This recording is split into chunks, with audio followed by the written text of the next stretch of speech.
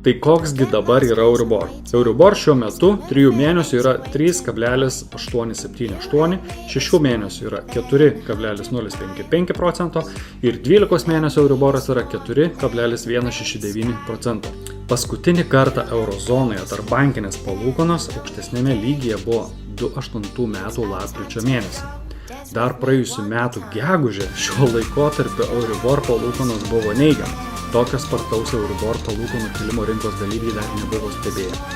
Euribor yra Euro Interbank Offered Rate, vidutinės Europos tarpbankinės rinkos palūkanų normos, kuriomis bankai skolina pinigus eurais kitiems bankams. Paprastai tariant, tai kaina pinigų, kiek bankai gali paskolinti kitiems bankams. Jeigu patiko video, uždėk like. Šiame kanale dalinuosi apie finansus, investavimą, pinigų valdymą ir kitas įdomybės susijusias su pinigais. Pasek mano kanalą, kad nepraleistum kitų video. Ačiū, kad žiūrėjai.